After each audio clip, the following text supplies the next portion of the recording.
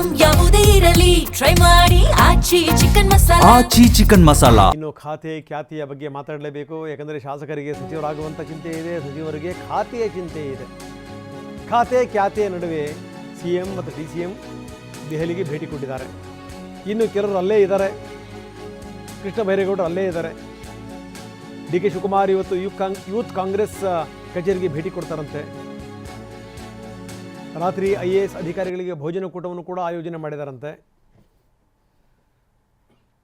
ಇಂದು ರಾತ್ರಿ ದೆಹಲಿನಲ್ಲೇನೆ CM DCM ವಾಸ್ತವ್ಯ ಹೂಡ್ತಾರೆ, ಅಲ್ಲೇ ಇರ್ತಾರೆ. ಇನ್ನು ಕೃಷ್ಣ ಬೈರೇಗೌಡ ಮೊದಲೇ ಹೋಗಿದ್ದಾರೆ. ಕೈ ಶಾಸಕರ ಲಾಬಿ ಜೋರಾಗಿದೆ ಸಚಿವ ಸ್ಥಾನಕ್ಕೆ. ಇನ್ನು ಖಾತೆ ಚೇಂಜ್ ಆಗಬೇಕು ಅನ್ನುವಂಥವ್ರದ್ದು ಕೂಡ ಜಾಸ್ತಿ ಆಗಿದೆ. ಈ ಮೊದಲ ಪಟ್ಟಿಯಲ್ಲಿ ಮಂತ್ರಿ ಆದಂಥವ್ರದ್ದು ಎಲ್ಲೆಲ್ಲಿಂದ ಕಿರಿಕ್ ಶುರುವಾಗಿದೆ ನೋಡಿ.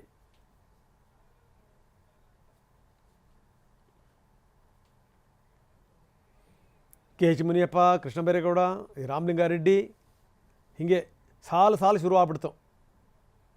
ಆದರೆ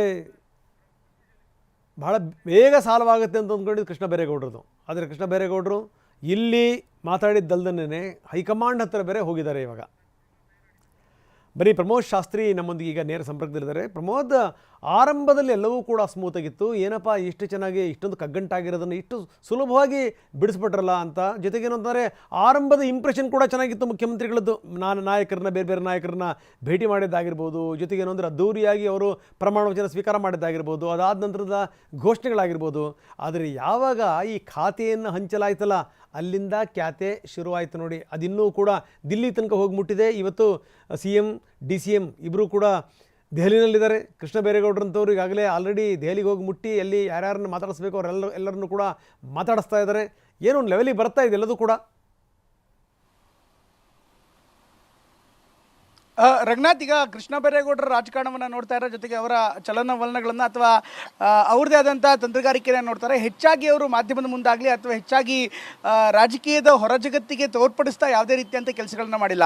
ಬಹುಶಃ ಈ ಅಧಿಕಾರದ ಹಂಚಿಕೆ ಅಥವಾ ಅಧಿಕಾರದ ಈ ಟ್ರಾನ್ಸ್ಮಿಷನ್ ಪೀರಿಯಡ್ ಏನಿತ್ತು, ಇದರಲ್ಲಿ ಒಂದು ಪ್ರಮುಖ ಪಾತ್ರ ವಹಿಸಿದವರಲ್ಲಿ ಕೃಷ್ಣ ಬೈರೇಗೌಡರು ಕೂಡ ಇದ್ರು ಅಂದರೆ ಅನೇಕರಿಗೆ ಅದು ಗೊತ್ತಿರಲಿಕ್ಕಿಲ್ಲ.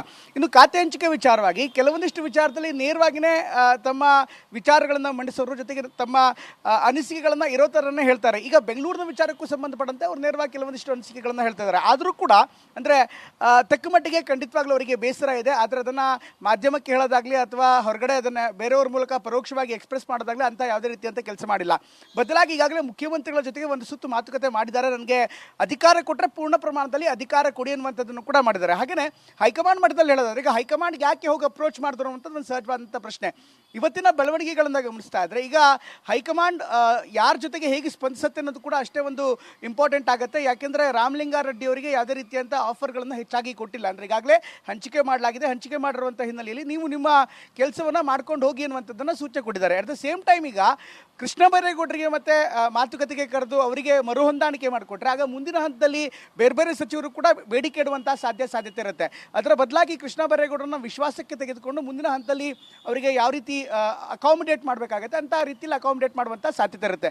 At the same time Bengaluru ಖಾತೆ ನೀಡೋದಕ್ಕೆ ಸಂಬಂಧಪಟ್ಟಂತೆ ಹೈಕಮಾಂಡ್ ಮಟ್ಟದಲ್ಲಿ ಏನು ಚರ್ಚೆ ಆಗಿತ್ತು, ಕೃಷ್ಣ ಬೈರೇಗೌಡರನ್ನ ಅವರ ಹೆಸರನ್ನ ಸೂಚಿಸಿದ್ದು ಕೂಡ ಹೈಕಮಾಂಡ್ ಅನ್ನುವಂಥದ್ದೇ ಒಂದು ಮಾಹಿತಿ ಇರುವಂಥದ್ದು. ಹೀಗಾಗಿ ಹೈಕಮಾಂಡ್ ಅವರ ಒಲವಿನ ಮೇರೆಗೆ, ಹೈಕಮಾಂಡ್ ಅವರ ಇಚ್ಛೆಯ ಮೇರೆಗೆ ಅವರಿಗೆ ಬೆಂಗಳೂರು ನಗರಾಭಿವೃದ್ಧಿ ಖಾತೆಯನ್ನು ನೀಡಲಾಗಿದೆ. ಅವರಿಗೆ ಬೆಂಗಳೂರು ನಗರಾಭಿವೃದ್ಧಿ ಖಾತೆಯನ್ನು ನೀಡುವಂಥ ಸಂದರ್ಭದಲ್ಲೂ ಕೂಡ ಸಾಕಷ್ಟು ಚರ್ನಿಂಗ್ ಪ್ರೋಸೆಸ್ ಆಗಿದೆ, ಸಾಕಷ್ಟು ಮಂಥನಗಳಾಗಿದೆ. ಜೊತೆಗೆ ಬೆಂಗಳೂರಿನ ಹಿರಿಯ ರಾಜಕಾರಣಿಗಳ ಜೊತೆಗೆ ಇನ್ನು ರಾಜಕೀಯೇತರ ನಾಯಕರನ್ನು ಕೂಡ ಸಂಪರ್ಕವನ್ನು ಹೈಕಮಾಂಡ್ನ ಕೆಲ ನಾಯಕರು ಮಾಡಿದ್ರು ಅನ್ನುವಂಥ ಮಾಹಿತಿ ಕೂಡ ಇದೆ. ಹೀಗಾಗಿ ಕೃಷ್ಣ ಬೈರೇಗೌಡರಿಗೆ ಈ ಬೆಂಗಳೂರನ್ನ ಹೇಗೆ ನಿರ್ವಹಣೆ ಮಾಡ್ತಾರೆ ಹೈಕಮಾಂಡ್ ಮಟ್ಟದಲ್ಲಿ ಸೆಟ್ಲ್ ಆಗುವಂಥ ವಿಚಾರ. ಯಾಕೆಂದರೆ ಅಂತಿಮವಾಗಿ ಹೈಕಮಾಂಡ್ ಏನು ಹೇಳುತ್ತೋ ಅದನ್ನು ಕೇಳುವಂಥ ವ್ಯಕ್ತಿ ಕೃಷ್ಣ ಬೈರೇಗೌಡ. ಹೀಗಾಗಿ ಅಷ್ಟು ದೊಡ್ಡ ತಲೆನೋವಾಗಲಿಕ್ಕಿಲ್ಲ. ಆದರೆ ಇದರ ಜೊತೆಗೆ ಖಾತೆ ಹಂಚಿಕೆ ಮುಂದಿನ ಹಂತದಲ್ಲಿ ಹೇಗೆ ಪ್ರೊಸೀಡಿಂಗ್ಸ್ ಮಾಡಬೇಕು ಅದು ಕೂಡ ಒಂದು ದೊಡ್ಡ ಸವಾಲ ಇದೆ. ಹಾಗೇನೇ ಶಾಸಕರಿಗಾಗಲೇ ಲಾಬಿ ಮಾಡ್ತಾ ಇದ್ದಾರೆ. ಕೃಷ್ಣ ಬೈರೇಗೌಡರು ಕೂಡ ಅಜಯ್ ಸಿಂಗ್ ಇರ್ಬೋದು, ರಿಜ್ವಾನ್ ಇರ್ಬೋದು, ಅದೇ ರೀತಿ ಇನ್ನಿತರ ನಾಯಕರ ಸಚಿವ ಸ್ಥಾನಕ್ಕೂ ಕೂಡ ಅವರು ಲಾಭಿಯನ್ನು ಮಾಡ್ತಾ ಇರುವಂಥ ಮಾಹಿತಿ ಲಭ್ಯವಾಗ್ತಾ ಇದೆ. ಹೀಗಾಗಿ ಆ ವಿಚಾರವನ್ನು ಸೇರಿಸಿ ಅವರು ದೆಹಲಿಗೆ ಹೋಗಿದ್ದಾರೆ. ದೆಹಲಿಯಲ್ಲಿ ಇವತ್ತಿನಿಂದ ಕರ್ನಾಟಕದ ರಾಜಕಾರಣ ಜೋರ ನಡೆಯುತ್ತೆ. Ranganath, thank you very much ತಮ್ಮೆಲ್ಲ ಮಾಹಿತಿಗೆ.